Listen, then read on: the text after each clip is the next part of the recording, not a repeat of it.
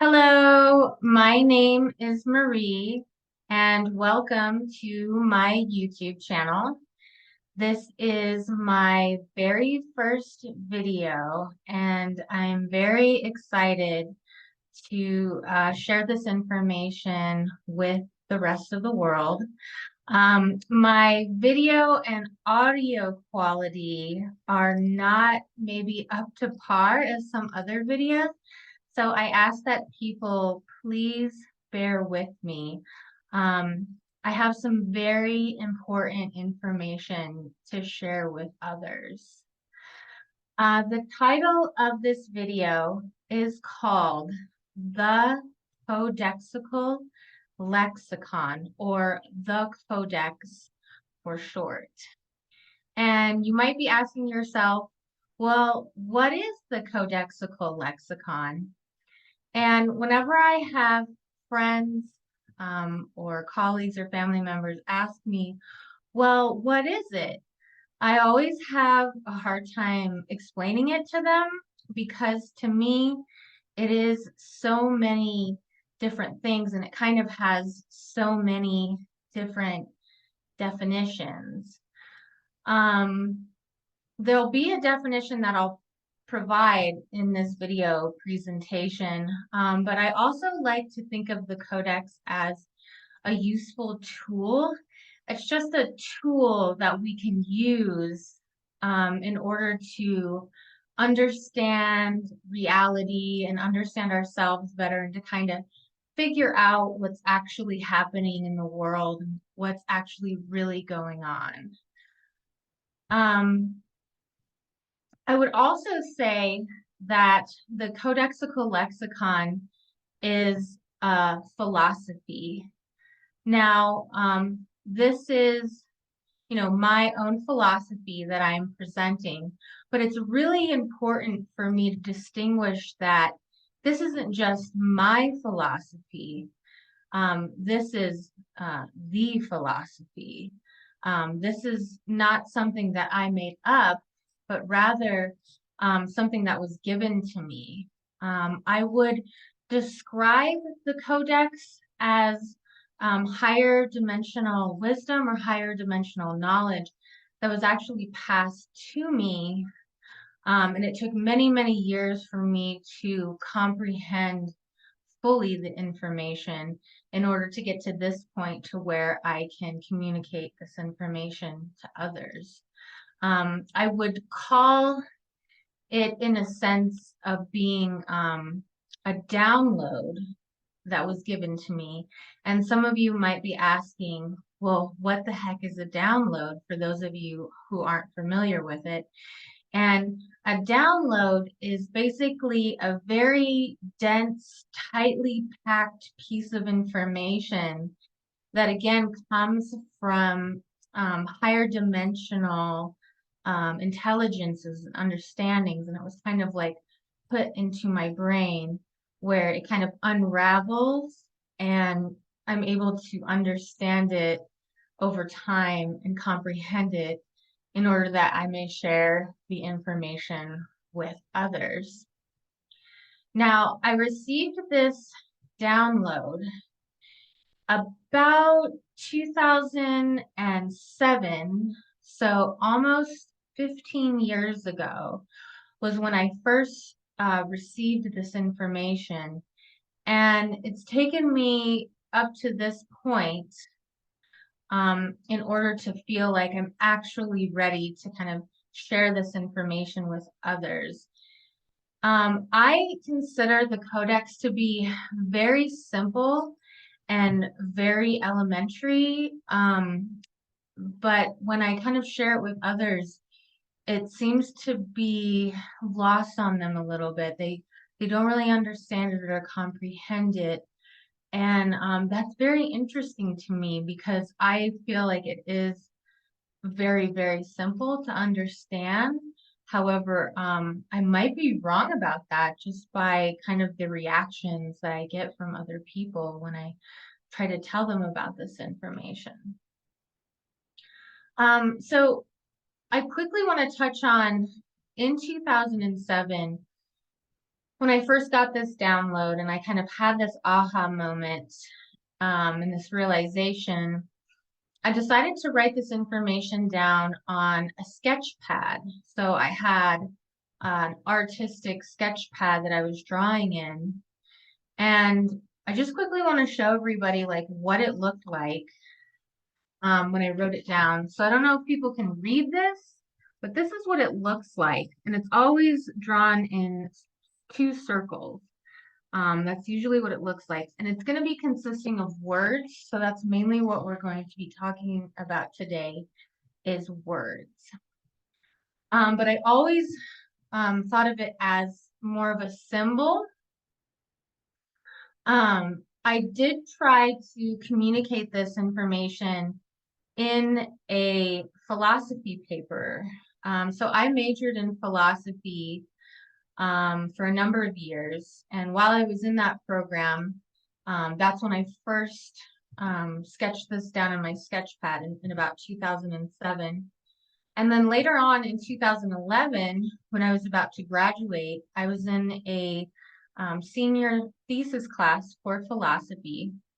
And I wrote a paper entitled Unified Theory, Philosophical Meaning, a Synthesis of Eternal Forms. And this is where I first tried to communicate the information about the codex that I was understanding at that time.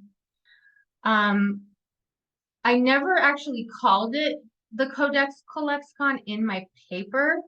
I did refer to it as a lexicon. However, the Codexical Lexicon, the name for it came several years later. And when I first had the name pop in my head, I thought it sounded a little bit funny and I didn't really understand what it meant. But then as I broke down each word, it started to make a lot more sense to me, which I'm going to do. I'm going to show that breakdown in my presentation.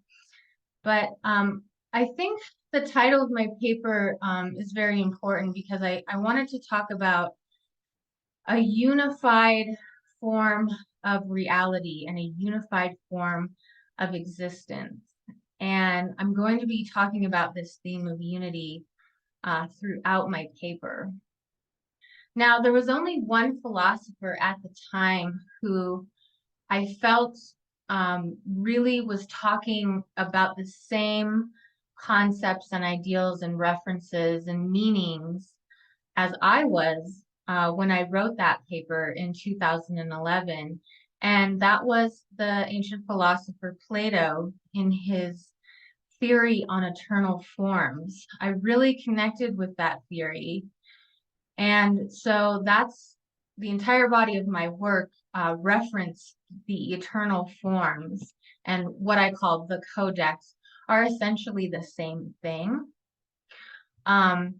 However, when my philosophy professor read the first drafts of my paper, he was kind of, I don't know, a little frustrated or didn't quite understand because I kept referencing things outside of the text. And he would kind of ask me, well, where are you getting this information from? Because it's not coming from the text.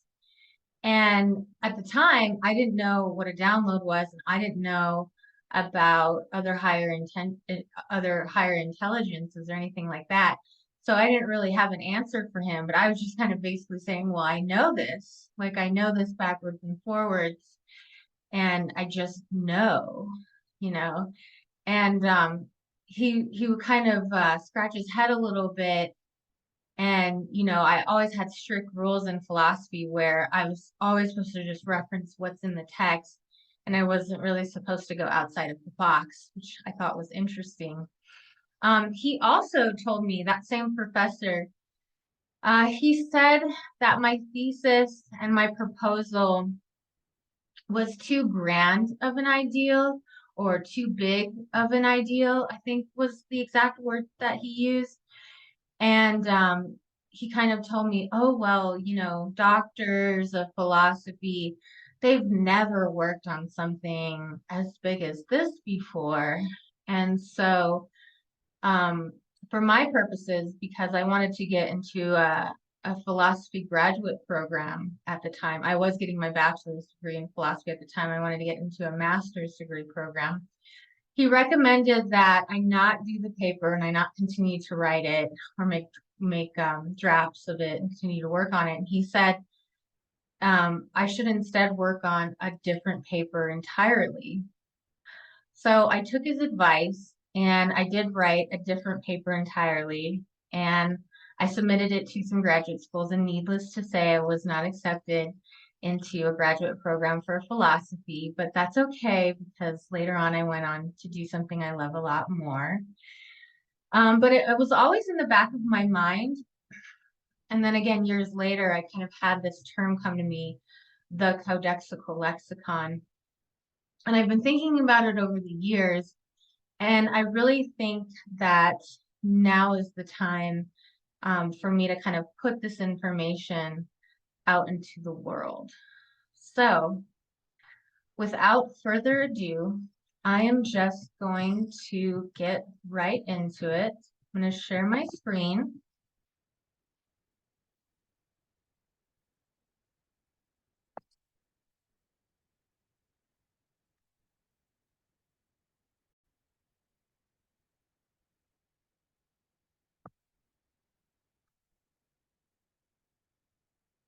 Okay,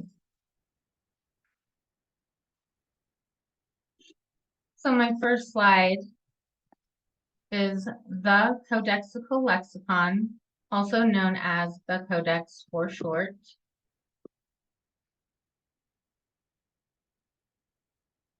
So I'm going to first be breaking down each word of this terminology that I am calling the Codexical lexicon. And I'm going to use the etymology of each word, and then I'm going to combine it all together in a definition to kind of better explain what I'm actually talking about.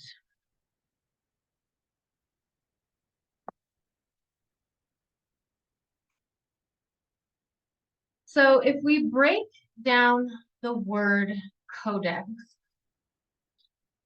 the word codex is an ancient Latin word that means an ancient book.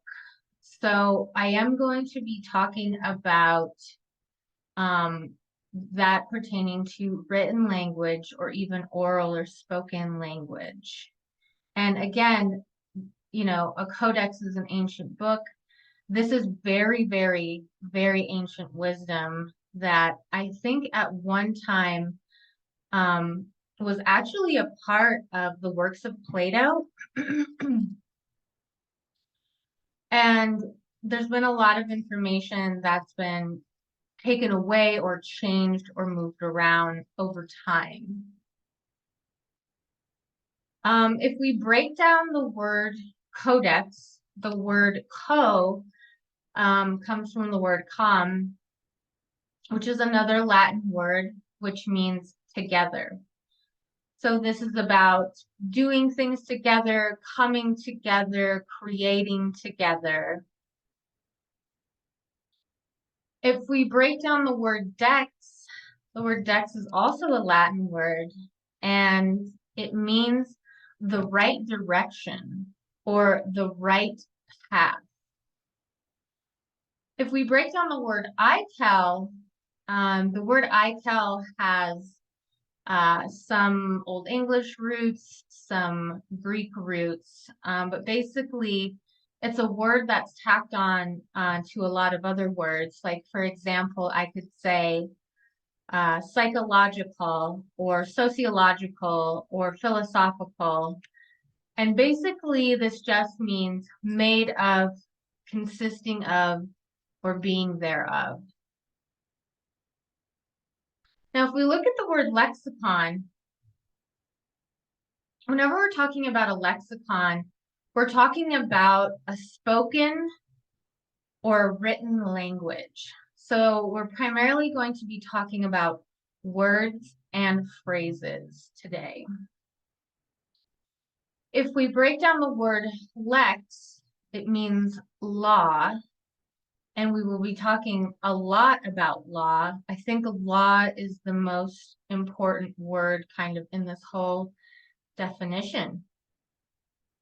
Then if we look at the word icon, the word icon is another Latin word that means an image.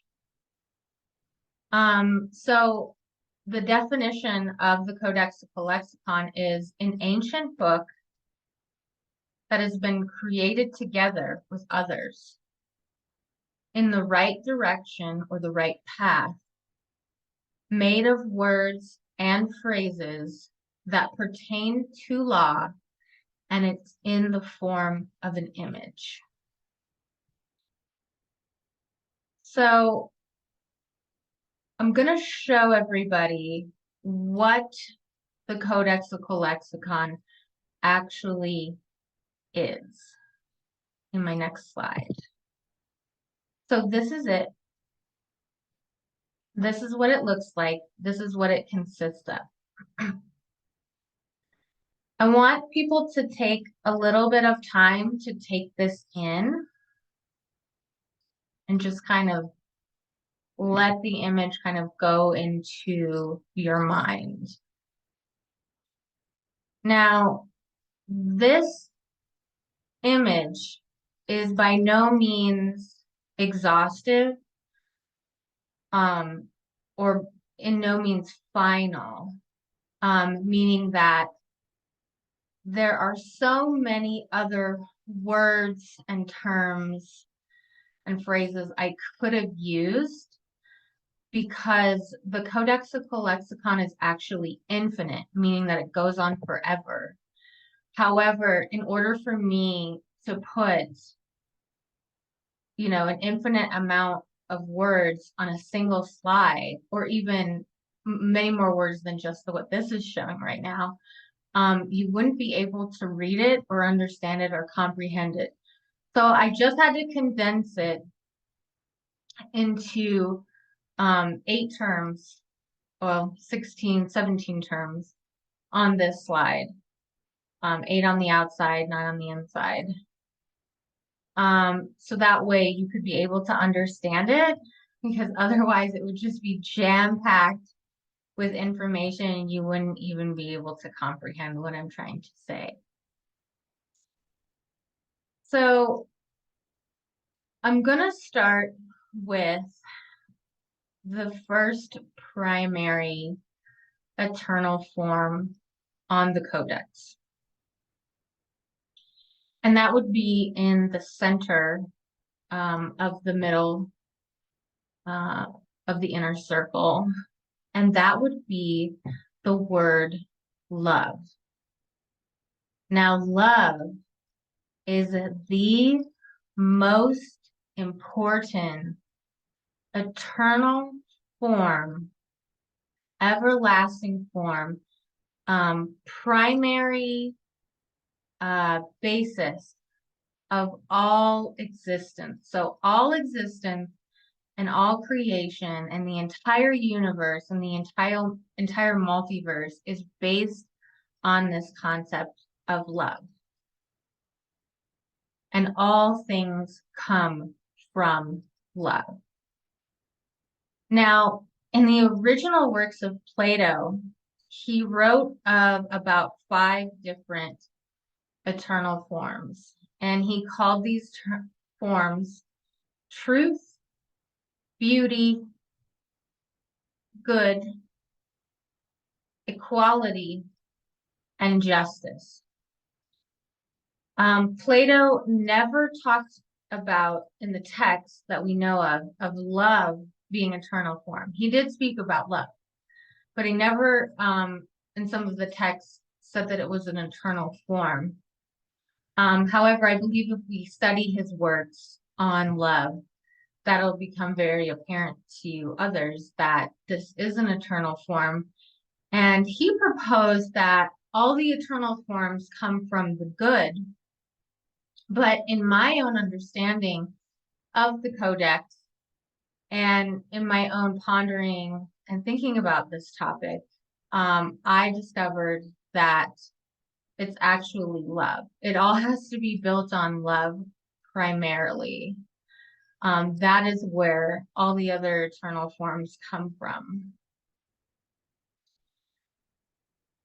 I want to explain a little bit about the inner circle around love and what's called the internal codex, or the eternal forms. I'll kind of be switching in and out of calling them both the same thing, and the eternal forms or the internal codex. And I want to start out with a few terms that I wrote on my little sketch drawing almost 15 years ago, back in 2007. Now, the internal forms are independent, primary, or what philosophers call a priori. A priori simply means that it's certain and necessary. A priori, again, is another way of saying primary or first. These are eternal. They exist in themselves. They define themselves. And they are irreducible, meaning they cannot be reduced anymore. They are fixed. They are stable. They are rooted. And they can never be uprooted. I want to read from my paper. This is what I wrote about the eternal forms, or the primary internal codex, in my paper. These eternal forms are unchanging. They are not confined by space or time alone, meaning that they are part of the immaterial spiritual world. They never came to be, yet they always are. They are divine, eternal, deathless, uniform, always the same, residing in themselves, defined by themselves, independent, necessary, and they also intricately define one another. Now, what do I mean by that last part? Well, what I mean is that if we try to take one of the forms and define it, for example, I could say, let's take love. Let's ask, what is love? This is a question that many philosophers ask, many people ask. Well, what is love? Well, what I'm basically saying is that love is something that is beautiful. If love is not beautiful, then it's not love. But not only that, love has to be filled with knowledge. If love doesn't possess knowledge, then it's not love. Not only that, love has to have truth. If love doesn't have truth, then it's not love. Love also has to have goodness. If love doesn't have goodness, then it's not love. Love also has to have freedom. If love doesn't have freedom, then it's not love. And I can do so on and so forth. Equality, justice, life. There are so many other terms I could have used on this one slide. I just specifically chose 8 around the primary of love, which all the forms come from, and then 8 on the outside. There are so many other terms that could fit into the internal codex and also in the external codex, which I'll be talking about. But it's infinite. So and all these infinite terms self-define one another. So I could take another example off of the Codex, and I could say, well, what's freedom? And I could say, well, freedom is equality. So if freedom doesn't have equality, then it's not freedom. And I could say, well, freedom is justice. And so if freedom doesn't have justice, then it's not freedom. And then if I could say freedom is life, and if there is no life, then there is no freedom. And freedom has to involve truth. And so if there is no truth, there is no freedom. And I can do this around the entire codex, and I can do this with all the terms that actually go onto the internal codex, which is infinite. There is no end to the internal codex. Okay, now I'm going to be moving on to the external codex. So I want to let people know that while I was making this slide and I was actually writing the external codex, I got a very weird feeling. I almost felt like I was writing a foreign language that wasn't English. I felt like I was writing some sort of like forbidden language, which is very strange to me because I've written these terms many times before. But specifically when I was making the codex, I felt like I was writing the English backwards or something along those lines. I just had a very strange experience writing the external codex. So I'll first talk a little bit about what I wrote down on my sketch pad regarding the external codex. So the external codex is dependent. It's not independent. It is secondary. It comes after the fact of the primary. So it comes after the primary. The primary has to exist first, and then it is able to exist as a possibility afterwards. It is what philosophers call a posteriori. And posteriori kind of refers to the posterior, like I could say the posterior of my skin, which means the outside. It's not referencing on the internal, it's referencing what's on the outside. A posteriori means that which is contingent upon, which also means dependent upon. And it is uncertain.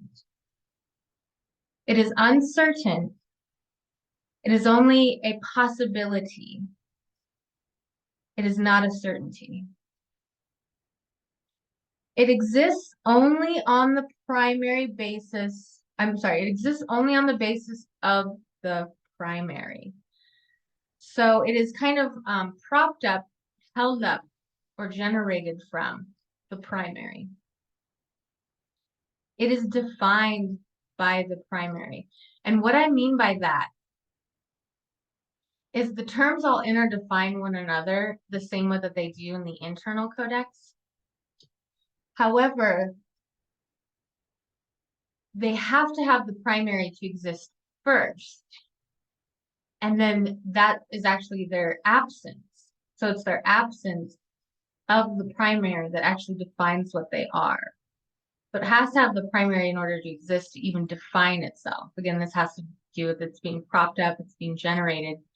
But I also like to think that it's parasitic, and it's kind of feeding off of the primary, kind of feeding off the energy that is self-generating from the primary, because the external can't self-generate its own energy. It has to feed off of the internal codex in order to exist. So it's kind of parasitic to me. Almost like a vampire, think about it in terms of like vampires, energy vampires. And then I wrote, it is generator held up by the primary, and it is reducible back to the primary, meaning that it can be reduced back down. I'm also going to read from my paper that I wrote in 2011.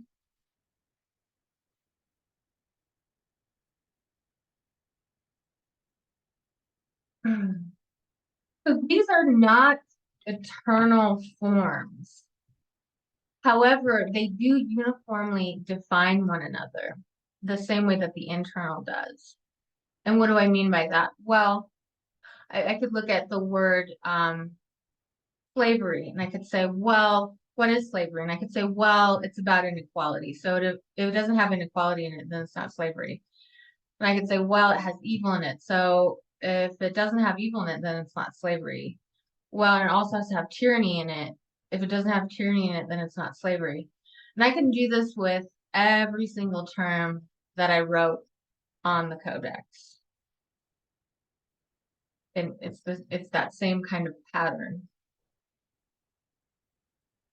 I wrote these uh, forms, but I don't even want to call them forms. What I really want to call them is illusions. They're part of the illusory world, or what is known as Maya.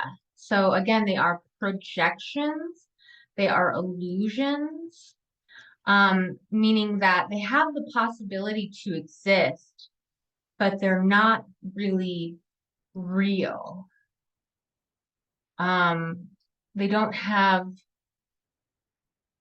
realness as a part of them.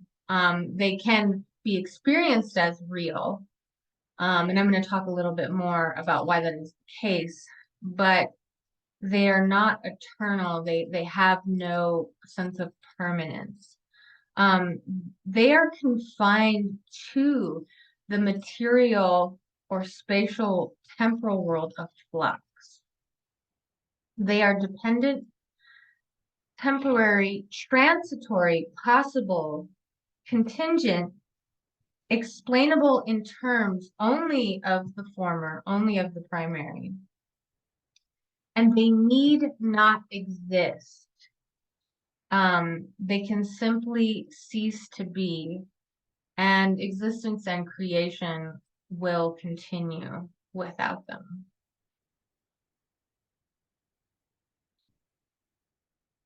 I'm going to talk a little bit about what I mean that they can simply cease to be and how they're not really real. And what I mean by this is that if we took away the external codex, we would just be left with the primary, and that's all we really need to continue to exist.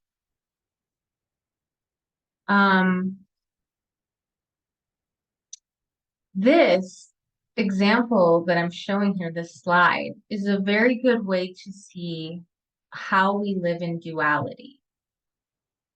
So whenever people talk about that we're living in duality, what they mean is that we're living in both worlds.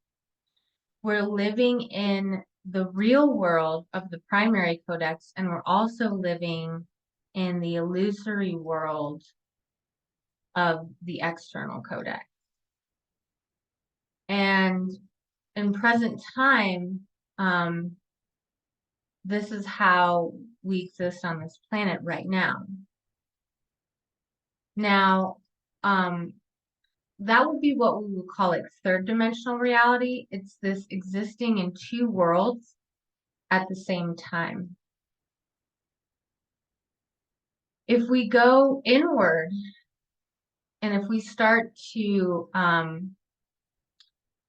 reconcile or integrate or kind of reduce the external codex back into the internal so that we're only left with the internal.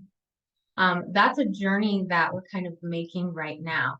So right now we're in duality. We're in what we know as third dimensional reality. But as we move in closer and closer and kind of shed and cast off the outside, the external, the illusion, we move closer inward. And we can even see it in these circles. If we move past the first circle, we would be in what's called the fourth dimension.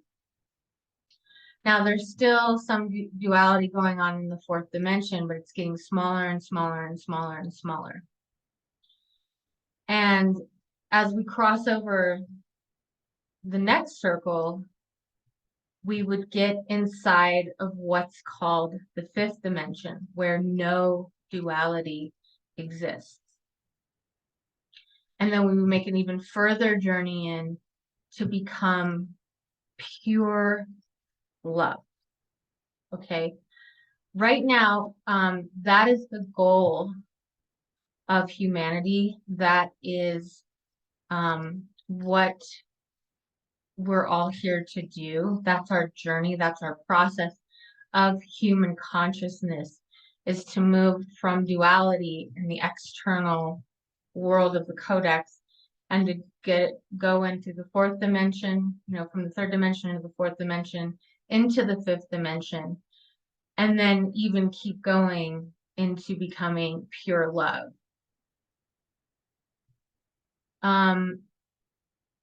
So I hope that explains how we can understand this, not only from a point of duality perspective and what that would look like if we didn't live in duality. Another point I want to make, and this is something that I hear all the time in trying to explain this to everybody, is that I often hear philosophers, intellectuals, spiritual people always say to others in their speeches and in their presentations that good cannot exist without evil and evil cannot exist without good. And I want to say that this is partly true. What's partly true is that evil can't exist without good. It simply can't exist at all. It's kind of like the Ouroboros. Those of you know what that is. It's a giant snake eating its tail. It's just completely self-destructive. There's no creation it can feed on, and it just simply can't exist. So evil can't exist without good. And this is my point, is that the external codex feeds off of the internal codex, and it cannot exist without it.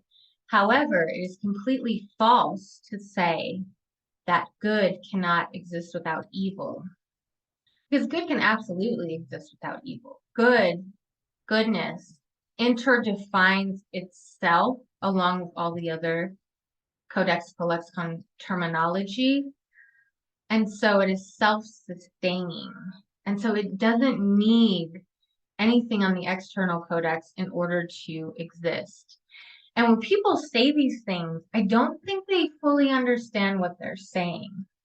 What they're literally saying is that in our world, evil has to exist. And the reason they're saying that is because they're saying that goodness cannot exist without evil. So if we want to have good, then we better let evil stick around, because it has to have evil. So evil has to exist. And I just simply know that that is false. That is utterly and completely false. All the outer terms are the absence of, right? And so if I were to say, the existence of my water glass, like the existence of the water, needs the existence of not water in order to exist, it's kind of an absurdity. And this is what I'm trying to communicate to others, is that we can simply get rid of everything on the external codex, even death. However, that's going to take me a little bit more time to get into. This is just a basic understanding of the codex. I'm going to now move into another topic of my presentation.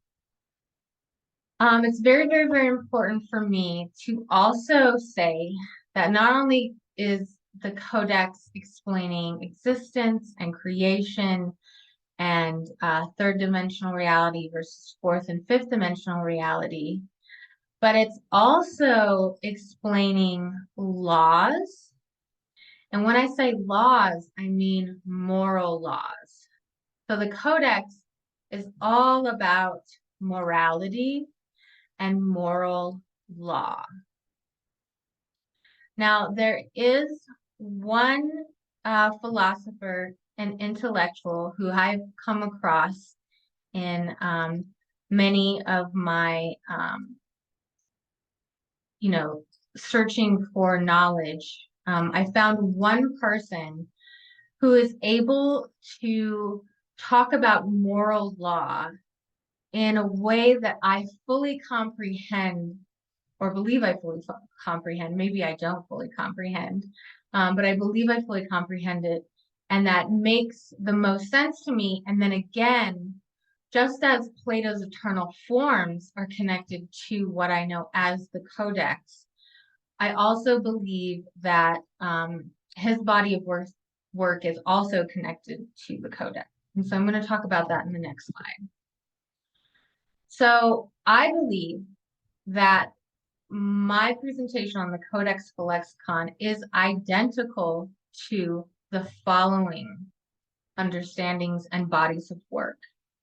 The first being natural law, the second being the body of work known as the law of one, also universal law, cosmic law, spiritual law, and God's law. So now we're going to be focusing a lot more on morality and law. And I'm going to tie some of these things together.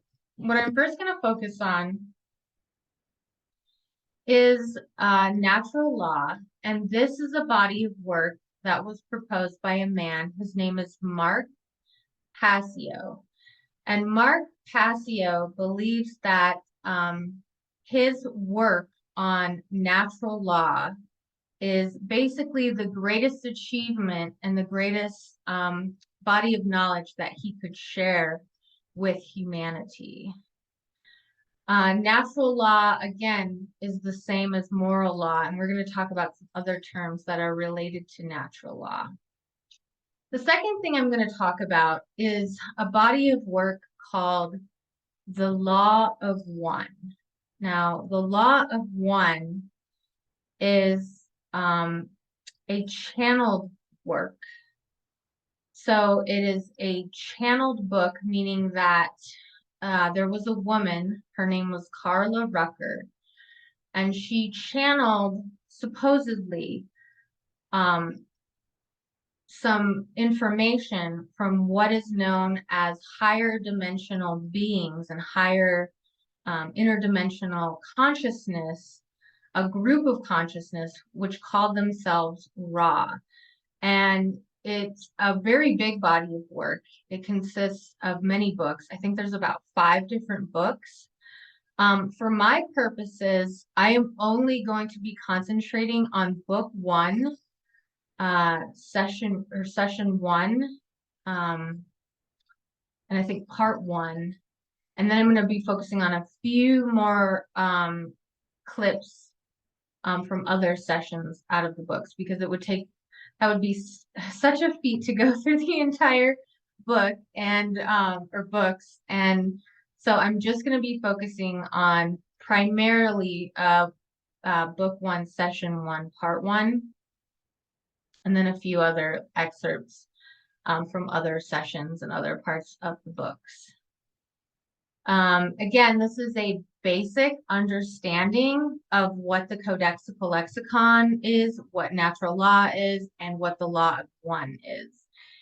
And then after that, I'm going to focus a little bit on just 2 bodies of work, just a quote out of the Gospel of John, and then also finishing up with a quote from Plato to kind of tie everything together very nicely. Now, before I start, I want to make it really clear that uh, I don't know if Mark Passy would consider what I'm presenting on as the Codexical Lexicon would be something identical to his work, Natural Law. He might. However, I'm just saying that he never said that. This is what I'm saying. And also, Mark has never connected his work on natural law to the channeled work called the Law of One. But what I'm going to be doing today is connecting all these three things together. And I believe that all these bodies of work are talking essentially about the same thing, just in slightly different ways. So I'm going to start with Mark Passio's documentary. And his documentary is entitled The Science of Natural Law Documentary. So he first points out what natural law is not. And he wants to make sure that everybody knows that when we say this term natural law, that he's not talking about Darwinian evolution. So this has nothing to do with the survival of the fittest or how the world is a dog-eat-dog world or anything having to do with that. He defines natural as being inherent to and having a basis in reality and nature, and it's not being man-made. So it's essentially built into the fabric of existence or into the fabric of creation. He defines law as an existing condition that is both binding and immutable. Binding meaning that its effect cannot be escaped, and immutable meaning that it's unable to be changed by anything or anyone. So it's important to kind of note here that, again, the Codexical Lexicon has a basis in reality. This isn't just my little invention that I'm telling you about. This is something that was a gift, and it was knowledge that was passed to me. It was something that I discovered that is the basis of all reality or nature. Again, the Codexical Lexicon is binding. It binds all of us together in a unity. And again, it's part of a unity in itself. It's immutable. The forms, the internal codex are immutable. They are unchanging. They cannot be escaped. And again, it's really important to note that the codex, it's not able to be changed by anything or anyone. So Mark Passio goes on to say that natural law is a set of universal, non-man-made binding and unchangeable conditions which govern the behavioral consequences of beings with the capacity for holistic intelligence. I also think it's important that I talk a little bit about law and where the term law comes from.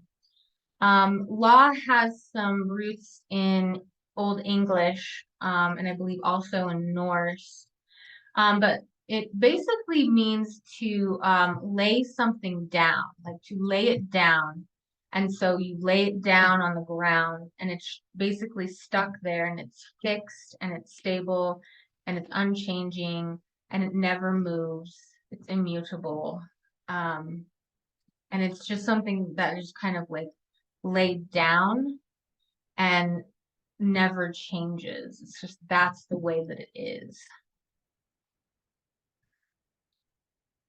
Mark goes on to say that natural law governs the aggregate of free will choices made by intelligent people and generates the consequences of those choices. So Mark often talks about the aggregate of humanity.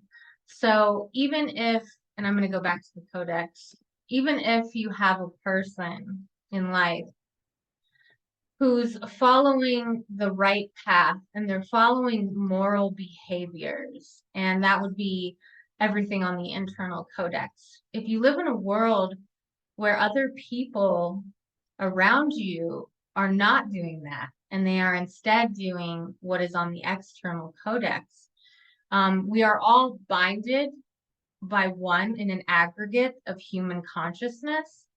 And so we are all going to experience the negative moral consequences that are made by others and their immoral choices.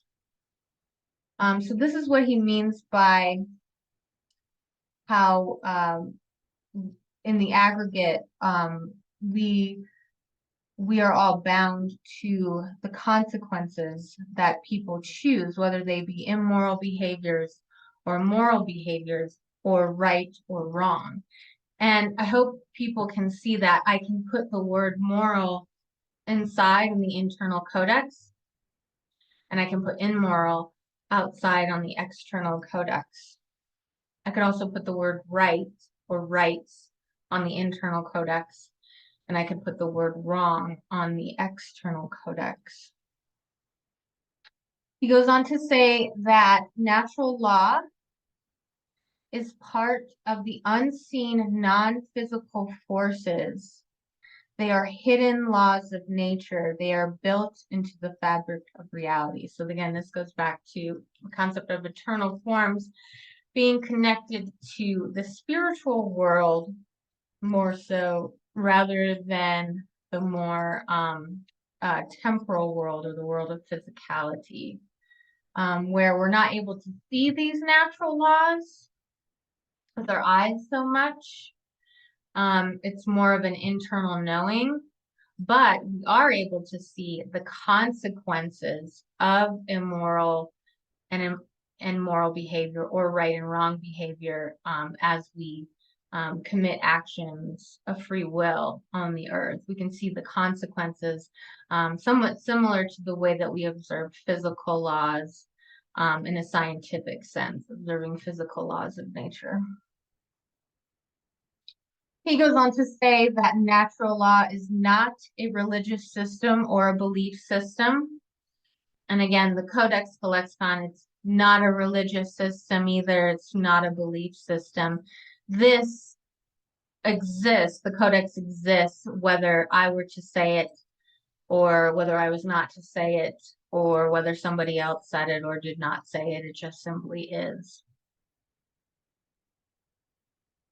Mark goes on to say that the workings of natural law can be seen in observable, measurable, and repeated effects as we do see scientific laws in physical reality. We can see the same observable effects in the world of moral laws.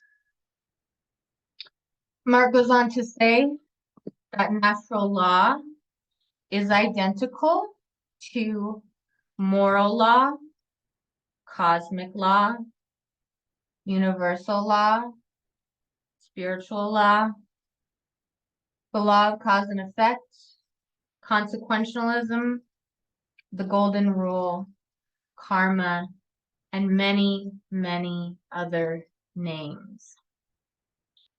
I too believe that the Codexical Lexicon has many, many other names. One being, of course, the eternal forms of Plato. I also think that it has a very strong connection to natural law and also to the channeled work known as the Law of One. But I still think there are many, many other names, more than I listed on this slide or even that Mark mentioned in his video, because he said there are many more names than just this. Mark goes on to say that an entire society chooses moral or immoral behavior. And again, this goes to the aggregate or the whole that human consciousness or humanity makes up of entire societies. Entire societies are choosing moral and immoral behavior based on sheer numbers. How many people are actually on the right path and walking in the right direction, and how many others are walking on the wrong path in the wrong direction. This is why Mark thinks it's so fundamental that people know what right behavior is and what wrong behavior is. He states that human beings do have human rights, and a right is an action that does not initiate harm to another sentient being. So a lot of moral philosophy is based on the no harm principle. You'll find it in medical ethics or psychology ethics. That's pretty much the number one rule, is do no harm to others. So he goes on to say that wrong behaviors do initiate harm to other sentient beings. He lists some immoral wrongs. He lists murder, assault, rape, theft, trespassing, coercion, and willfully lying. I feel like, again, we could put all of those terms on the external codex. These are all transgressions of natural law, and they are violent. And then I also think it's kind of interesting as a sidetrack that he believes all these things he listed as immoral behaviors, murder, assault, rape, theft, trespassing, coercion, willfully lying, as being actually part of theft. So they're all versions of theft, or stealing things, or robbing things from others. I also think it's important to note that he points out willfully lying. I feel like there's a really big distinction here between willfully lying and other types of lying.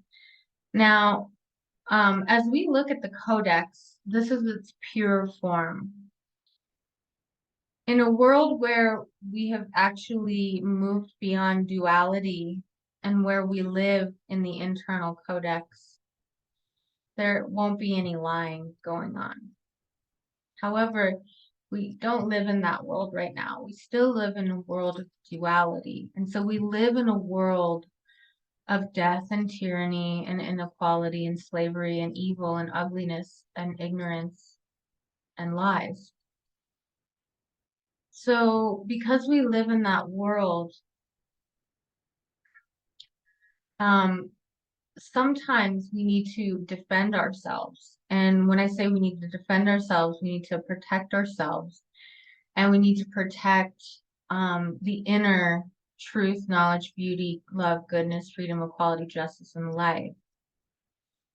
And so in some situations, one would have to defend themselves against evil by using a type of evil, or so on and so forth, because, you know, there's a really good example in moral philosophy. So there was one philosopher, his name was Immanuel Kant, and he said that lying is immoral every single time you lie. And he's right about that. Again, in its pure form, if we lived in a world where all there was the internal codex and all of a sudden somebody lies, right? Then that's immoral, right? If you're just going along in your life and all of a sudden somebody lies to you or you lie to somebody, that's immoral, that's wrong. However, when you live in a world where everyone around you is lying to you on a constant basis, like your parents and your teachers and the media and the government and your boss and your coworkers, when you live in a world of lies, it becomes different. And sometimes we have to defend ourselves, and sometimes we have to use those things on the external codex in order to protect the internal codex. And Mark talks a lot about the self-defense principle, meaning that we have an inherent right to use aggression and violence against those who initiate violence and aggression against us, or one who initiates violence and aggression against them. So I think Immanuel Kant is right when he says something like, if you tell a lie, that's immoral. But somebody gave a really good example later on in the future. I'm not sure who it was, but it's a common example used in philosophy, and that would be the example of like Anne Frank, who was living during a time during the Nazi regime, and you know, the Gestapo, and they were going to houses and they were looking for Jews or other people to put in concentration camps, and she's hiding out with her family in the attic of this house. And so if the Nazis came to the door and knocked on the door and said, well, are you hiding any Jews or any people in here? Is the homeowner supposed to say, yes, I am, and not lie? And that's what I mean about, when you're living in a world of evil and you're confronted with evil, sometimes you have to use evil and lies, or aggression or violence, against that evil. And this is a more advanced understanding of how the Codex works. Because this is what it looks like in its pure form. However, human beings, we can distort things. We're going to be talking a little bit more about distortions in the next presentation on the Law of One. Mark goes on to talk about the non-aggression principle, meaning that it is morally wrong to initiate aggression or violence on other sentient beings. So this again is a distinction between who did it first, who did what first. In the story of Anne Frank and her hiding out in the attic, this was again, her family was being hunted down. Their life, their livelihood, their beauty and freedom was being attacked. So they had to act, they had to hide themselves.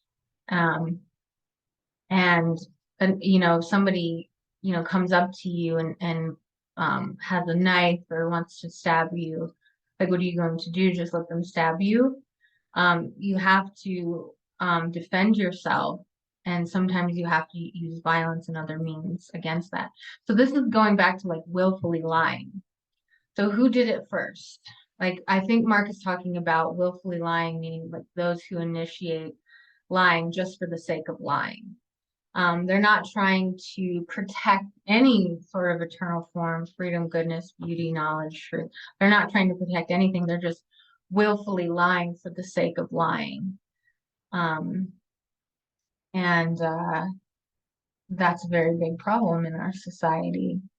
So who did it first? About those who initiate violence, we must meet them. We must combat that violence. And sometimes using violence. I always like to think like equalizing it out and not really like going overboard. That's my own personal philosophy. But we do have to protect ourselves. Mark goes on to say that everyone has the same inherent rights as everyone else. There are no special exceptions made. There is only equality under natural law. So again, this goes back to the form of equality, how it is interdefined by all the other eternal forms. Everyone is held accountable. Everyone is held to the same equal rubric, or I could even say the golden rule, the golden ruler. Everyone is measured by the same rubric or standard. So there are no special exceptions made. So any special exceptions to be outside of moral law or natural law, such as those made by government, social institution, or the police or military, are arbitrary. He goes on to talk a little bit about legality and how legal laws do not necessarily equate to natural law. If a person who is part of a government or society that makes a law that is the same as a natural law, then it's really redundant and unnecessary. We don't really need it. And if it goes against natural law, it's false and immoral. It can never be legitimately binding. And I could put the words legitimate on the inside and illegitimate on the outside. I could put the words true on the inside and false on the outside. Any human authority is not legitimate because it's not voluntary and it is based on coercion and it is immoral behavior. And this is interesting talking about authority. Like people will say, well, what's authority? And where would I put authority? Well, I would put authority on the internal codex. The problem is when people take things from the internal codex and they put it on the external codex. But it belongs to the primary codex. Another word is power. So where would you put power? And the power goes on the internal codex. That's where the only power, that's where the only source, that's where the only energy comes from. And so we run into problems when we try to take the words power and authority and we try to put them on the external codex. In reality, the only authority and power is from creation and from the creator or creators. That's where real power and authority comes from. This is the authority. Natural law is the authority. Any person or group of people are not the authority. We all need to be aligning ourselves with natural law and with the right path in the right direction, and aligning ourselves to, again, shutting off that external codex and moving closer and closer into the internal one. Mark goes on to say that government does not exist in nature, and so it's an illegitimate structure. I could put government on the outside of the codex. Authority, human authority is an illegitimate claim, and it's usually backed up by religious, national, or government fervor. Marx says that government is a euphemism for the word slavery. And I agree. I believe government is a euphemism for the word slavery, but I believe it's also a euphemism for evil, ugliness, ignorance, lies, death, tyranny, and inequality, and so many other words and terminology and phrases I could use. Marx says that government feeds off the fruits and labor of others. And I wrote parasitic, meaning, again, it's this parasitic thing that's feeding off of the real power and the real source and the real energy that's coming from the internal codex. He goes on to talk about the mental manipulation and mind control of the media and how it confuses people between the differences between right and wrong. And so I can put manipulation and I can put mind control, and I can put confusing also on the external codex. These are all the same things interdefining one another. He goes on to talk about right behavior is objective. Again, objective, I could put objective in the internal codex. I could put subjective on the external codex. Right Right behavior is objective, occurring in nature, regardless of feelings, beliefs, time, location, religion, and national society. It exists in all places at all times.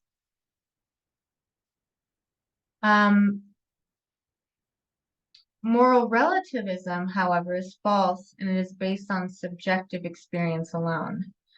Natural law is not based on human perspectives, preferences, likes, dislikes, thoughts, beliefs, feelings, or anything that is arbitrary and transitory.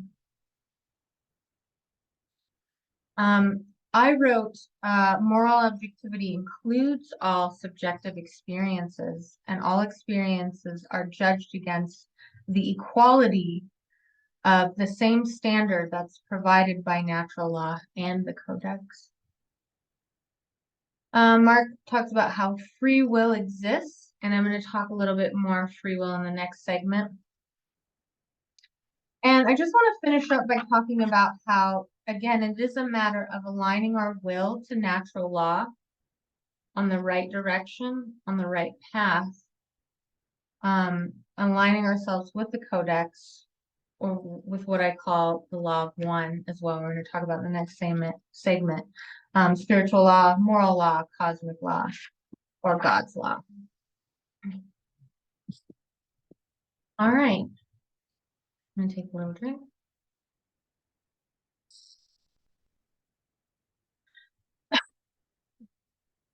Now I'm going to talk about the law of one. Again, the law of one is a channeled book that was channeled by, I think, 3 other people.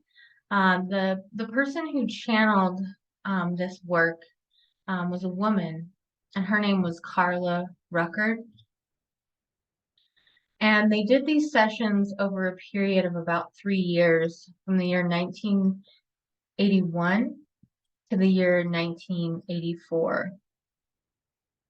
And I think there were 2 other men involved. And they had a tape recorder set up, and I think Carla was like laying down, and I think like her eyes had like a little like harness or like a blindfold or something on. And she channeled these beings, this higher dimensional intelligence, which called itself Ra. It was a group of spiritual higher dimensional intelligence, and they called their group consciousness Ra. And I think the men would start the tape recorder and ask a question to Carla, and then Carla would answer, translating the words and understandings from these beings called Ra. So this is from January 15th of 1981. And the book starts out with, and it starts out by saying, I am Ra.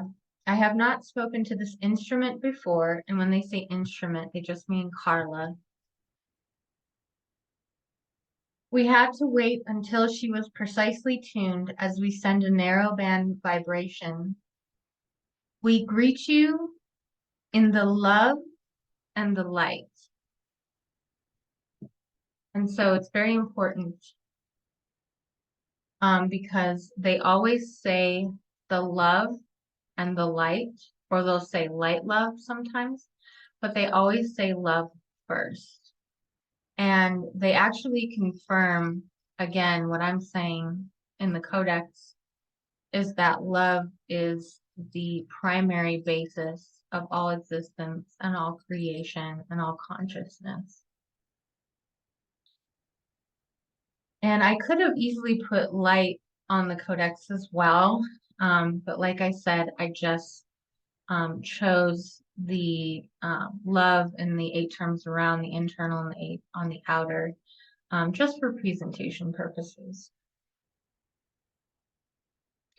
They say, we greet you in the love and the light of our infinite creator.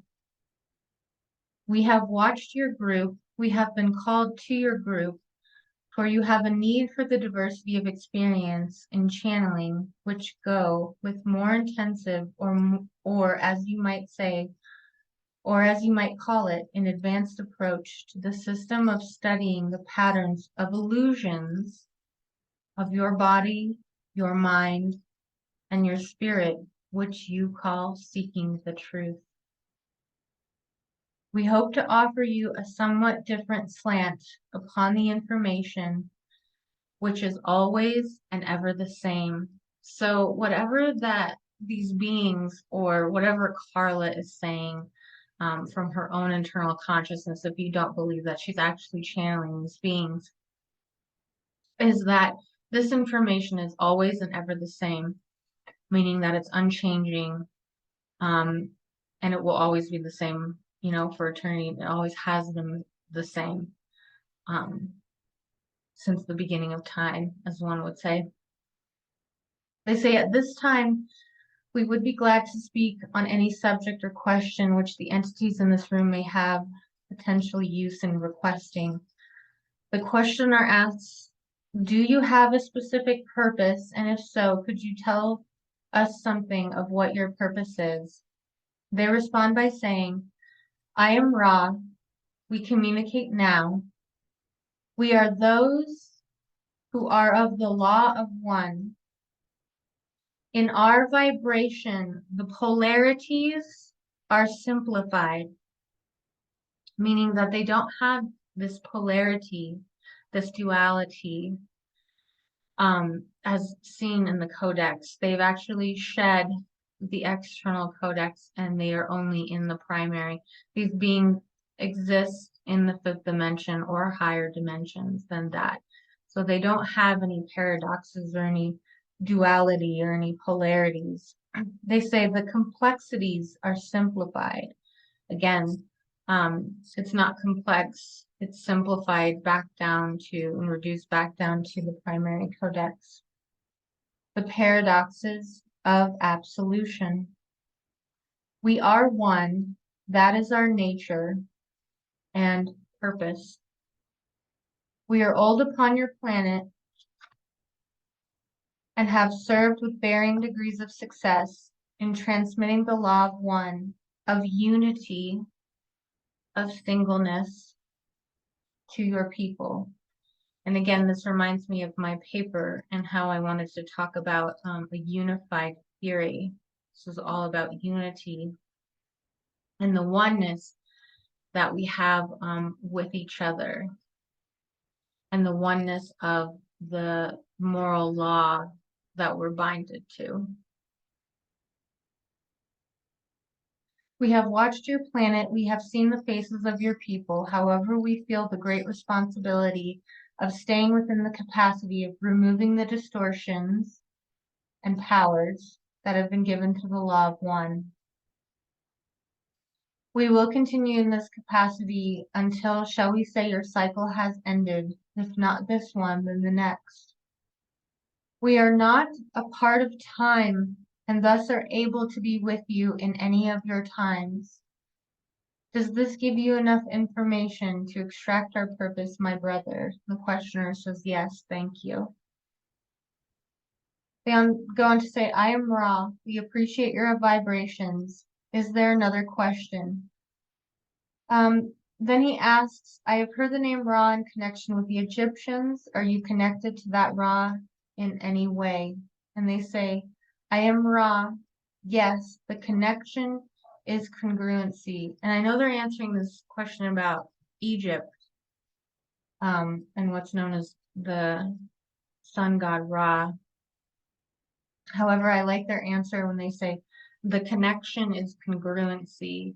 And so the Codex, again, is all about connection and congruency or sameness.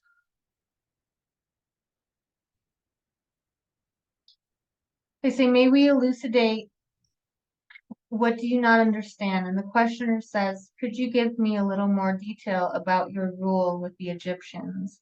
And they say, I am Ra. The identity of the vibration Ra is our identity. We as a group, or what you might call a social memory complex, made contact with the race of your planetary kind, which you call Egyptians. Others from our density made contact at the same time with those in South America and the so-called lost cities, where they attempted to contribute to the law of one.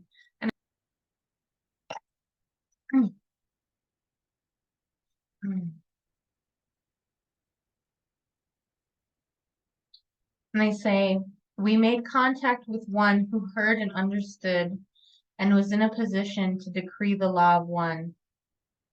However, the priests and people of that era quickly distorted our message, robbing it of which we will say the compassion with which unity is informed by its very nature, said it contains all and it cannot abhor any. I think this part is really important because they're talking about the priests and people of these so-called lost cities in South America and how they distorted the message of the law of one, and how, again, distortion has to do with illusions and the on the illusory world of the external codex. And they say that it robbing,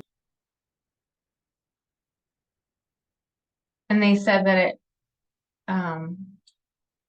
they quickly distorted our message, robbing it, so thieving from it, taking from it, robbing it of which we shall say the compassion. And again, compassion we can put on the internal codex. And again, if we take something out, like if something is missing from this infinite codexical lexicon, then the whole thing, it's not the internal codex anymore. We're on the external codex now. So robbing it of which we shall say the compassion with which unity, again, unity, the wholeness of this connection, this unity, this congruency is informed by its very nature, so that it contains all and it abhors, and with which unity is informed by its very nature, so that it contains all and it cannot abhor any. Again, if we take away something out of the codex, then it has to have everything on an infinite level. That's the unity, that's the cohesion between understanding ourselves and understanding the codex. They go on to say, when we were no longer able to have appropriate channels through which to enunciate the law of one, we removed ourselves from the now hypocritical position which we had allowed ourselves to be placed in. Other myths shall say we were having more to do with polarity and the things of your vibration that are complex. Again, the polarity, the duality, the complexity of the internal and external codex. And the things of polarity and things that are complex, again, took over in that society complex. Does this form a sufficient amount of information, or could we speak further? Is there another query? And the questioner says, the question was lost because the questioner was sitting too far from the tape recorder. But the answer was, I am Ra. Consider, if you will, that the universe is infinite. This is yet to be proven or disproven.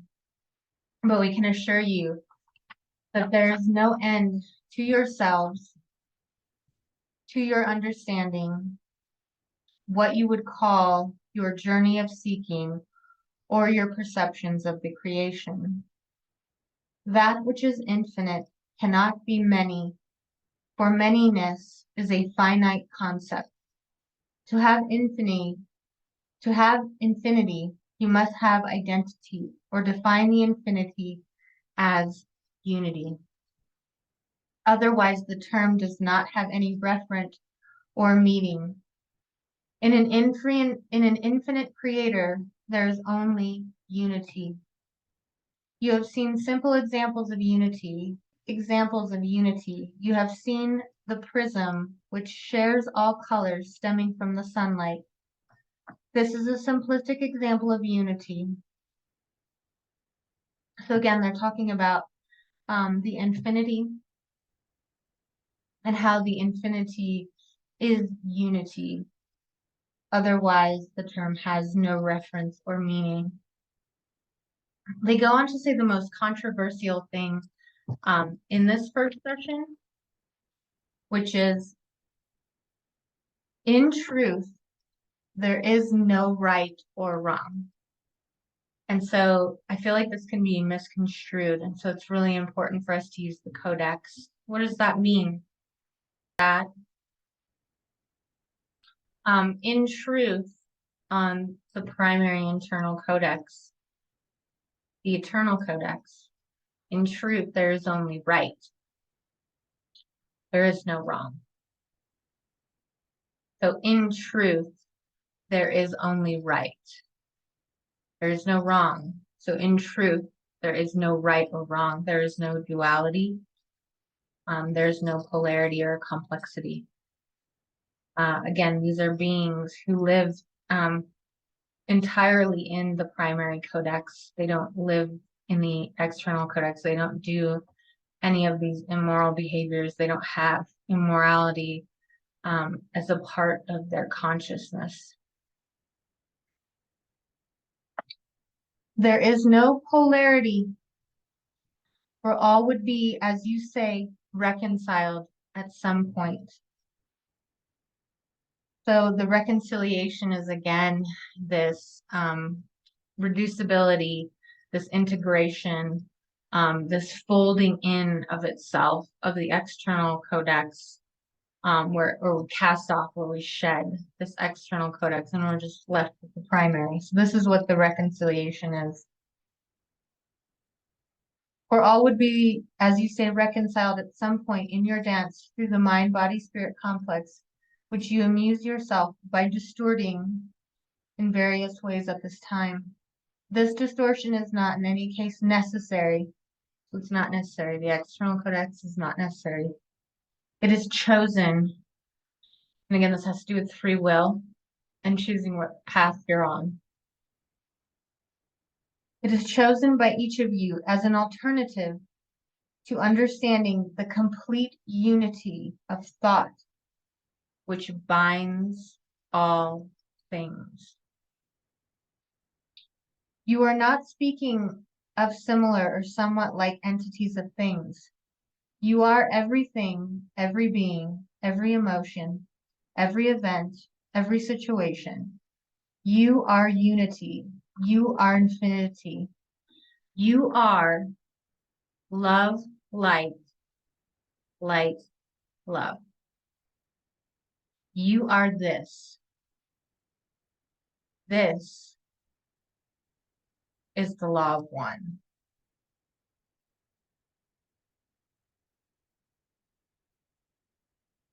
Oh, I'm sorry, it says, you are, this is the law of one.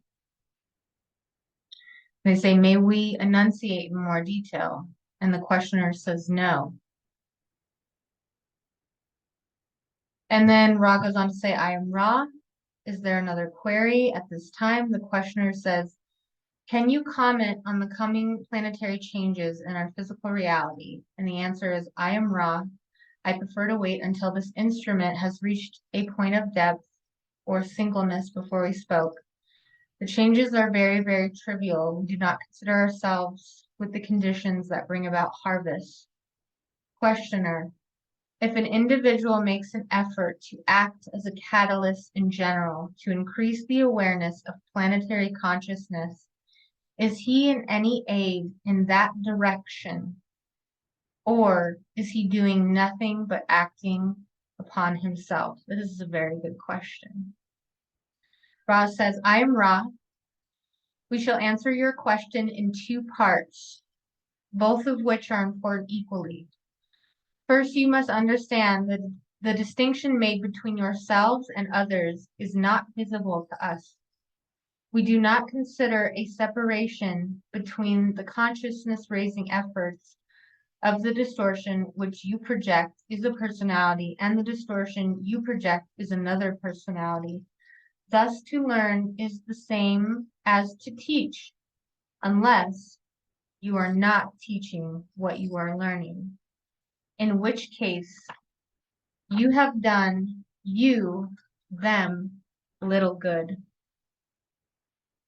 This understanding should be pondered by your mind-body-spirit complex, as it is a distortion which plays a part in your experiences at this nexus. To turn to the second part of our response, may we state our understanding, limit though it is, group individuated consciousness is the state of sharing understanding with other distortions of mind-body-spirit complexes, which are within the reach of the infinite mind-body-spirit complex of each individual or group. Thus, we are speaking to you and accepting both our distortions and your own in order to enunciate the laws of creation, more especially the law of one. We are not available to many of your people, for this is not an easily understood way of communicating or type of philosophy. However, our very being is hopeful. However, our very being is hopefully a poignant example of both the necessity and the near hopelessness of attempting to teach. Each in this room is striving to, each in this group is striving to use, digest, and diversify the information which we are sending this instrument in the channels of mind-body-spirit complexes without distortion. The few whom you illuminate by sharing your light are far more enough reason for the greatest possible effort. To serve one is to serve all. Therefore, we offer the question back to you to state that indeed it is the only activity worth doing. To learn, teach, or teach, learn. There is nothing else which is an aid in demonstrating the concept of your very being and the distortions that come from the unexplained, inarticulate, or mystery-clad being of many. Thus, the attempt to discern or weave your way through as many group mind-body-spirit distortions as possible among your people in the course of your teaching is a very good effort to make. We can speak no more valiantly.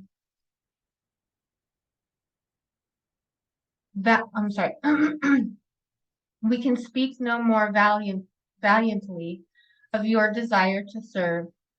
May we speak in any other capacity upon this subject? And I'm going to end it there. I'm going to leave everybody with a few more quotes from the Law of One, just kind of, again, tying in the Law of One with my teaching on the Codexical Lexicon and also with Mark's teaching on natural law, or why I believe all these things are the same thing. And I hope everyone, even though I might not have pointed it out, can see, again, the connection and the congruency through these three types of different bodies of work. So I'm going to start with session 4.20 of the Law of One. And they say, the Law of One may be approximated by stating that all things are one. There is no polarity, no right or wrong, just right. no disharmony, but only identity. All is one, and that one is love, light, light, love, the infinite creator. The universe, this is from session 10.14. The universe is one being. When you view another, see the creator. This is a helpful exercise. And then this is from session 19.12.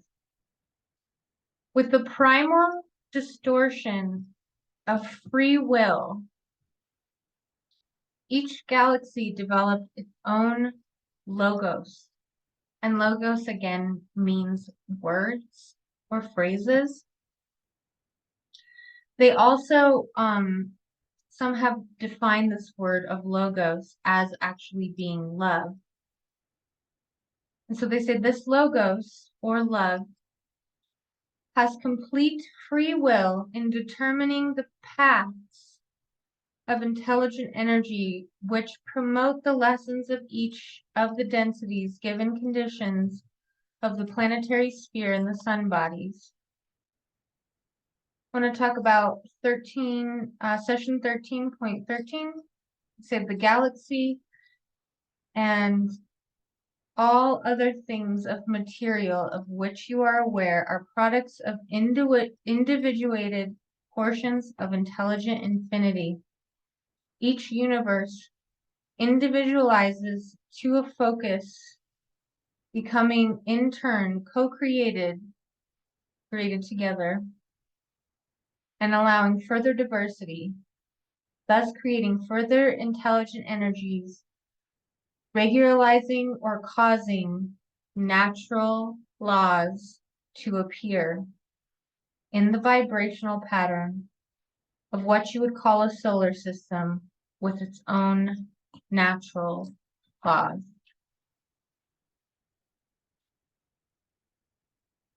I am also going to talk about session 15.9.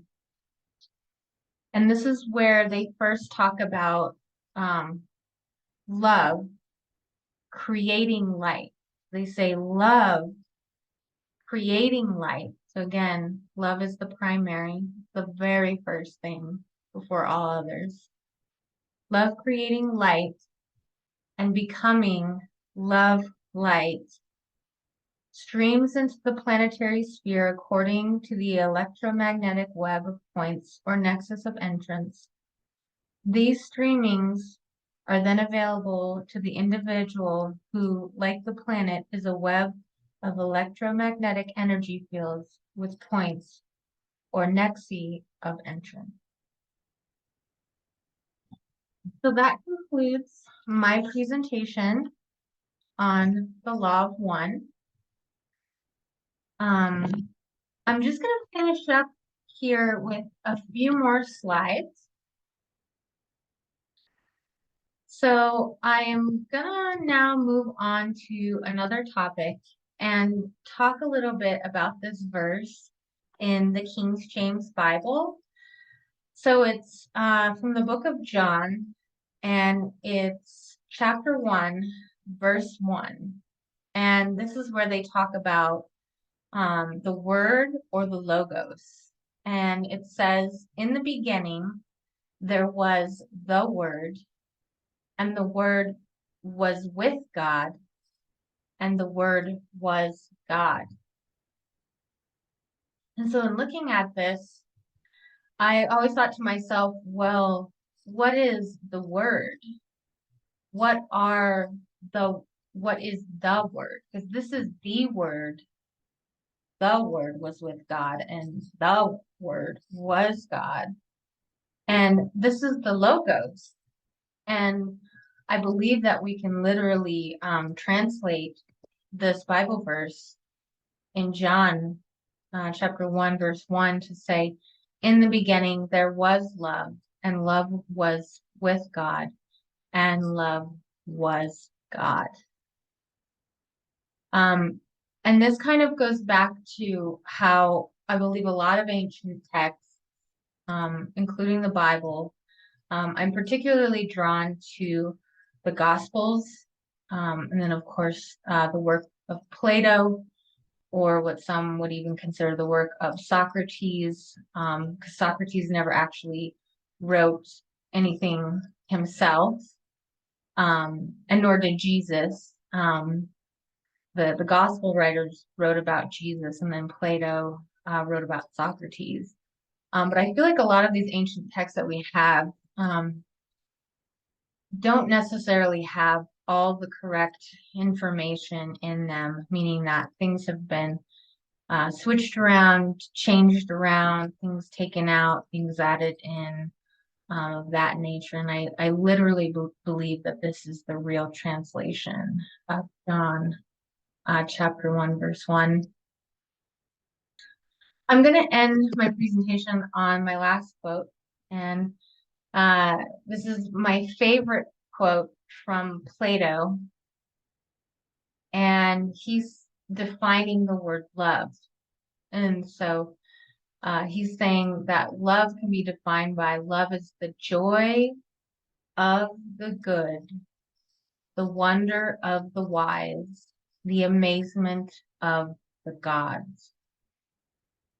And in looking at this, I just see, again, there's the word is, of the, and these are just connection words. But you can see the codex in here perfectly. Again, these words or love or any of the words all interdefine one another. So I could say, well, love is joy, and joy is good, and good is filled with wonderment, and wonder is filled with wisdom and being wise, and being wise is, filled with amazement, and it's amazing, and amazement is all part of the gods, or God, or the singular God, or the source, or the universe, or the infinite creator of all creation. And it's just literally, again, interdefining itself over and over and over again. It's just beautiful.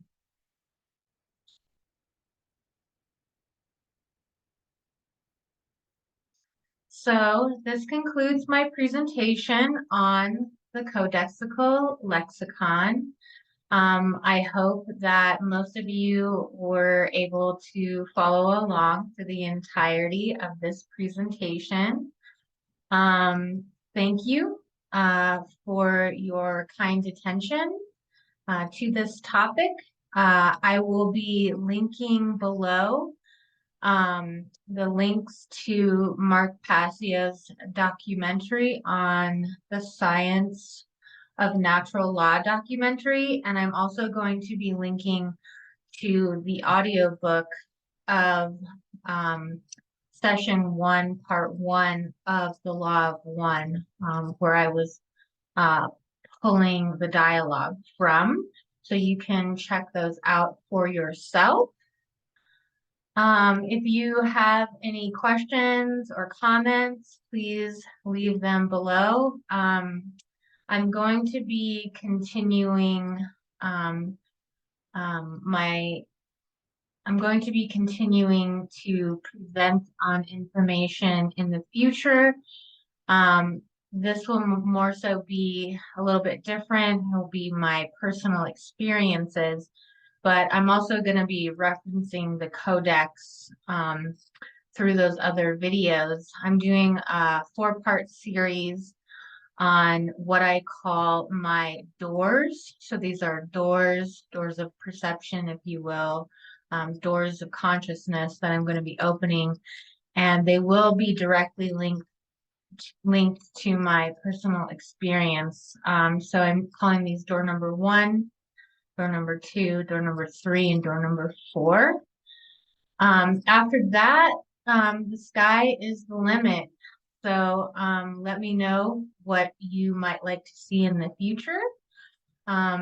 Until then, I hope you all have a beautiful day and much love and much light. Bye.